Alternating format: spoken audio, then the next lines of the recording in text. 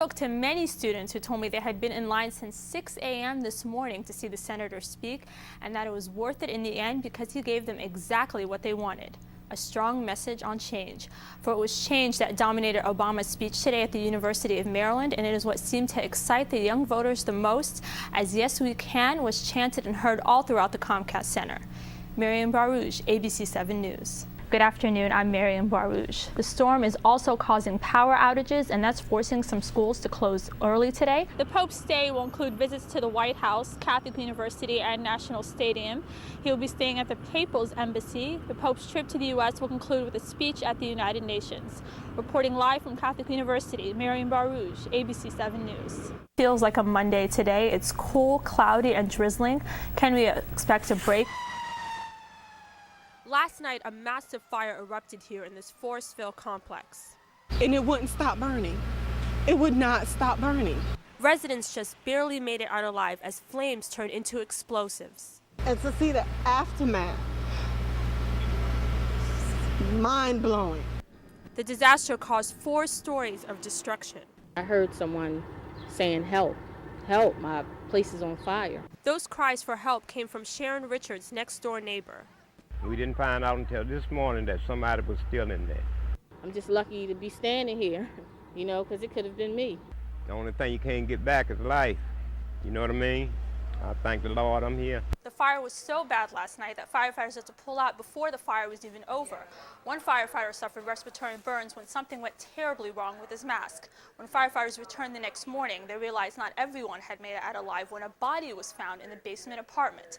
The 43-year-old victim has not yet been identified. Meriam Bouarrouj, ABC 7 News. Austin Fisher has first, second, and third-degree burns on his legs. That's just how to take the skin off. Doctors had to take skin grafts from one leg to use for the other. Austin's hands and wrists had probably been scarred as well. I could die. That's what the 9-year-old thought when his pants caught on fire, started by 6 sparklers put into the pockets of his jeans last week in Chester, Maryland. My pants caught on fire. They're my underwear. They're my leg, and I was running around. I was rolling on the rocks. Austin says he had 5 sparklers in his pocket while he was playing at a friend's house when another boy put a sparkler that was already lit in his pants. When I showed him the sparklers, he knew I had a sparkler. He lighted up. Austin has been at Johns Hopkins Children's Center since Tuesday, along with his mom and her 5 other children. To keep germs away, everyone who visits must wear smocks over their clothes.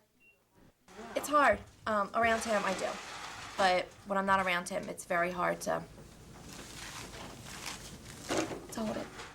Austin's mother told me the children found the fireworks at a relative's house. She believes the child who allegedly hurt her son should be held responsible. His summer's ruined, possibly next year's summer's ruined.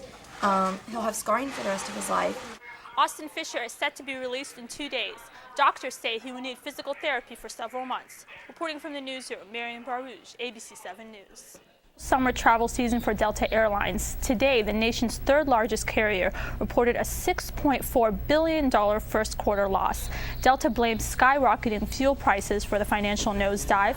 The airline says it will be forced to raise ticket prices 15% and then run fewer flights just to break even. Those pumped up prices are hitting all of us hard, as you heard, with airfares and of course with our cards, and even when it comes to grocery shopping and paying our bills. Our new record high, according to triple loss for the Capitals in Game 7 of the National Hockey League playoffs. The Philadelphia Flyers were seeing red last night at the Verizon Center, especially when the Caps tied it up at 2:15 minutes into the second period. But the Flyers rose to the occasion in sudden death overtime, scoring on a power play to win 3-2. Well, that morning fog is burning off, and it's turning into a perfect spring day. Brian Vandegraff joins us now. And Brian, this is just old Silver Spring man will be sentenced in July for the death of a teenager at a nightclub. Jurors convicted Jamil Maccabee of second-degree murder for the death of 17-year-old Talisha Ford. Police say Maccabee fired a gun in a D.C. nightclub after an argument with a security guard. Ford was on the dance floor and was shot and killed. 6 murders in 8 days. D.C. police are trying to stop the violence in the 5th District. Travelers have been affected as American Airlines canceled 1,000 flights today. They're saying that passenger safety was never jeopardized, but that they had not complied with federal inspection for wiring problems. A spokesperson for American Airlines told me that more flights could be canceled throughout the week. Reporting from Reagan National, Meriam Bouarrouj, ABC 7 News. The 4 young sisters allegedly murdered by their mother and left to decompose have been positively identified. The district new details in that deadly street racing crash in Aquakeek. The driver car accident turned into a huge drug bust in New Carrollton. 70-year-old Roddle Colton apparently bumped his car into another in a convenience store parking lot. No one was hurt, but when police arrived, they found 2 duffel bags inside his car. They were reportedly filled with 156 pounds of marijuana with a street value of about $1.5 million. Taxi drivers are striking back at the city's plan to change from the zone fare system to time and distance meters.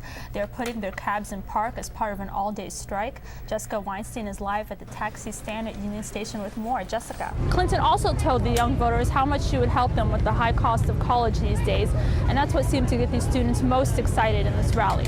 Reporting live from Arlington, Virginia, Meriam Bouarrouj, ABC 7 News. Stepping into the American Soldier exhibit is like taking a walk through time. It covers 9 wars, and it's about the foot soldiers, the Army and the Marines, the guys who hit the dirt all the time. The exhibition at the Women's Memorial in Arlington, open to the public on Wednesday, includes photographs that span every military conflict America has been involved in since the Civil War. You can see inside of the souls of these soldiers and Marines. It's the photographic media provides the way to really capture people as they are. And what's captured can be gripping. From a New York National Guardsman saying goodbye to his sweetheart in 1917 to a joyful homecoming following a sergeant's tour in Iraq. Each photo tells a story. They're candid, and it tries to give you the flavor, okay, of what it was like. The images can be both uplifting and tragic. This soldier hugs his family before heading off to the Gulf War. These crossed rifles are a tribute to a fallen American comrade during World War II. Somewhat disturbing, just realizing you're seeing, dead soldiers killed in the line of war. But curator Seema Rubin hopes visitors are also inspired by the photos. The sacrifice that they make, the commitment that they make. As you can see their faces coming out of combat, and they still have a smile, or going in, there's a smile. There's an intensity. While the uniforms and weaponry may change from photograph to photograph, the emotion that comes with battle stays the same. Since we've been at war for more than the last decade, it's entirely appropriate that this exhibition be here today. Exhibit here at the Women's Memorial is a photographic tribute to the American soldiers and Marines. As a curator described it to us, a true recognition. Reporting from Arlington, Meriam Bouarrouj, News Channel 8.